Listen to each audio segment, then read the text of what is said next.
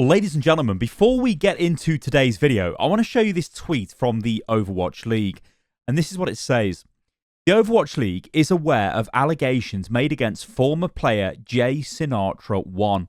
We take any allegations of this nature seriously and unequivocally support victims of abuse.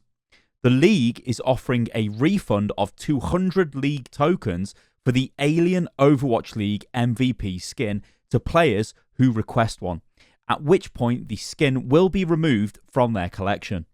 We'll share more information on how refunds will work soon. The Overwatch League Championship and MVP badges will be removed from the Alien skin in a future patch. Now, if you're in the dark, you're probably wondering what the hell is going on here. What has Sinatraa done? Well, I'll say this, that reading through the allegations against Sinatraa, it was very disturbing, and I honestly can't believe the amount of strength, the amount of courage it must take to come forward in that kind of situation.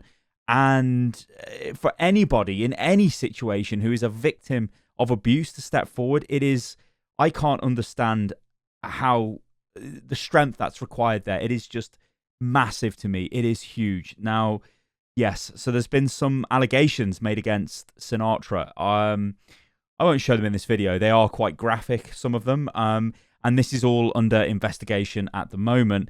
The player has been suspended from his esports team, which I believe he plays for Sentinels now. Riot Games, because he plays Valorant, have also suspended him from active participation in Valorant competitions pending an investigation. So, yes, we'll have to wait and see how this turns out. But this is a really good reaction from the Overwatch League, because what we've got in the game is a skin which is potentially representing somebody who has been involved in some pretty disturbing abuse, which, if that turns out to be true, Overwatch League had to act. And yeah, when all this stuff kind of came out, I expected they would do something, but not as fast as they have. They have really moved quickly here. So you have to kind of commend them for that. Now, they are also removing the MVP badges and the League Championship badge from the skin. So the skin, as far as we're aware, will still remain in the game. I guess the worry is that if Sinatraa is proven guilty, then this skin will pretty much be in the game, and it is his skin. So I'm not sure if just removing the MVP skin, badge and the championship badge is enough, actually, in this case. Now, one thing I am going to do is I'm going to put some links in the video description below, and I'm going to play a video here from Oak. Now, you guys have probably not seen Oak before, or even heard of Oak, but Oak runs the Hurricane and the Spitfire fan club, and he is really, he's ace. Just watch this, it's so good. Hello everyone, Oak here from London Spitfire and Hangar 9. Like so many of you, we're deeply saddened and disappointed by the news of allegations in our community. Abuse of any type in a relationship is abhorrently wrong. Parity, mutual respect, kindness and consent are inviolable cornerstones of any relationship. For those of you in the UK who feel personally affected by the nature of these allegations, we encourage you to reach out to the organisations listed in the tweet. You'll also find an extensive list of resources in the Hangar 9 server under our Wellbeing Guide. No one should suffer in silence, or alone. Continue to speak up, and we will listen. Thank you.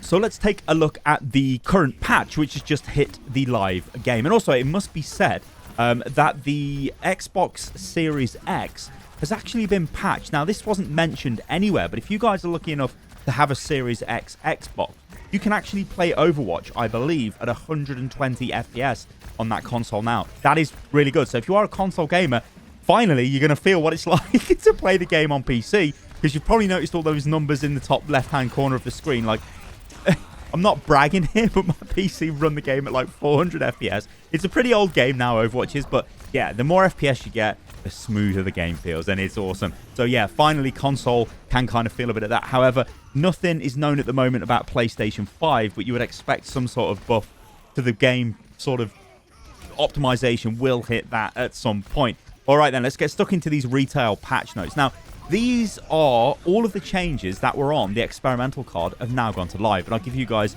a little bit of a refresher here. So the first one we've got is Genji. Shuriken recovery lowered from 0.75 to 0.68. Dragon Blade, the ultimate cost has been increased by 15%. Developer comments, we're increasing Genji's Shuriken fire rate to enable him to have more impact outside of his ultimate and increasing the cost of Dragon Blade to account for the increased damage potential. This is okay. But one thing which has been a little bit shocking from this is from people who apparently tested this quite extensively on the experimental card, it really didn't make much difference to Genji. But we're going to have to wait and see how this sort of plays out. But in theory, Genji should now be able to... he should be able to get his ultimate a little bit faster, even though they've nerfed the rate by 15%. The fact that you can now spam out more shurikens might offset that if you're landing more hits. But also, it just gives you something to do while you're charging Dragon Blade. You've got more sort of lethality on your primary fire. But I don't know, Genji's still in a bit of a weird position. Next up is Mei, and Cryo Freeze. Healing per second has been increased from 37.5 to 50. So when you go in the ice block now, you get a ton of health back. It's really, really good. And the dev comments say, a while ago, there was a change to make Mei's Cryo Freeze collision consistent with her ice wall, meaning she could no longer be targeted by allies while inside the block of ice. We're increasing her Cryo Freeze healing rate since she isn't able to be easily healed by her allies during that time. So yeah, this just offsets the fact that she can't be targeted. It's fine. As I've said in previous videos, what you've got to expect of Mei now is if she goes into Cryo Freeze and uses Ice Block, she's going to come out with full ammo and probably full HP or very close to, over 80% HP. So you're going to have to be wary of that. There might be a bit of a sting in the tail there. Next up, we've got Pharah. And yeah, so the Pharah change, I kind of like it, but Pharah suffers from all kinds of issues. So hover jet regeneration rate increased from 35 to 43. Developer comments, the intent for Pharah's hover jet fuel adjustments is to find a balance where it enables her to maintain an altitude reasonably well with careful fuel and cooldown management, but not so easily climb to the extreme heights some map ceilings allow for, as it can lead to less interactive gameplay. Now, the problem with Pharah is she still has to deal with Echo, and Echo is just a better Pharah in every way. So if you're playing a Pharah, you probably should be playing an Echo, and Pharah still has the requirement of a Mercy. If you do not have a Mercy with your Pharah, you will find it incredibly difficult to play. And guess what? Echo, she kind of don't need a Mercy. She can just do what she likes. Oh, and if you ever get in a duel with Echo as Pharah, you're basically dead unless you land two absolutely insane mid-air rockets on her. You're not going to win that fight. So I think she's still the weakest DPS in the game, but at least Blizzard is starting to look at her. She does feel kind of nice to fly around with, but beyond that, yeah, you do kind of still find yourself stuck out in the open a little bit too much, taking loads of damage from all the crazy buffed hit scan that's everywhere. Reaper, Hellfire shotguns, damage per projectile increased from 5.5 to 6. Now, the dev comments here are a bit strange because they say the recent adjustment to Reaper's shotguns ended up being less beneficial than intended, so we're increasing the damage per projectile slightly. Okay. I thought the other change was pretty good, so they reduced the spread. So it meant that, well, you were more effective, not at point-blank range, but less effective at point-blank, if that makes any sense. But if you could aim, and basically everybody can aim, you could do some serious damage to people with this. But they decided it wasn't enough. So they've actually buffed your damage. So you do even more damage now. So, I don't know, Reaper, I'd be looking out for Reaper. Guys, maybe go and give him a go. It's probably pretty good. Sigma, Experimental Barrier. Cooldown reduced from 2.5 to 2 seconds. The dev comments are, while the previous cooldown increase for Experimental Barrier had the intended effect of opening up more counterplay, there may be a tuning value that feels less restrictive for Sigma and still achieves those goals. Yeah. Now, Sigma does feel better with this, but it's still a little bit of a buff to a hero that is incredibly strong. So, I don't know. Again, Sigma, much like maybe Reaper, watch out for this hero. We might see him a little bit more than we kind of do already, which is a lot anyway. And Zarya, finally, she gets a nerf, although this isn't actually that bad to Zarya. So what they've done is energy drain rate has been increased from 1.6 to 1.8 per second. And the dev comments here are, Zarya has been overperforming in a variety of team compositions, so the increased drain rate will bring her average energy level down slightly between engagements. Yeah, so you still get good energy in a fight and before a fight, but you have slightly less energy before a fight breaks out. That's basically what happens here.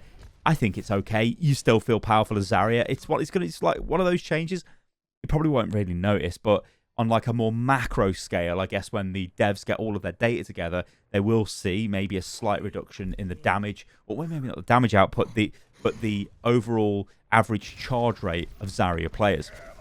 Well, there you go, guys. I've been Stylosa, and I hope you guys have enjoyed the video. Let me know what you think about all of this in the comments below. Remember, you can follow me on everything, which is @Stylosa, and I'll catch you lovely lot on the next video. Toodaloo.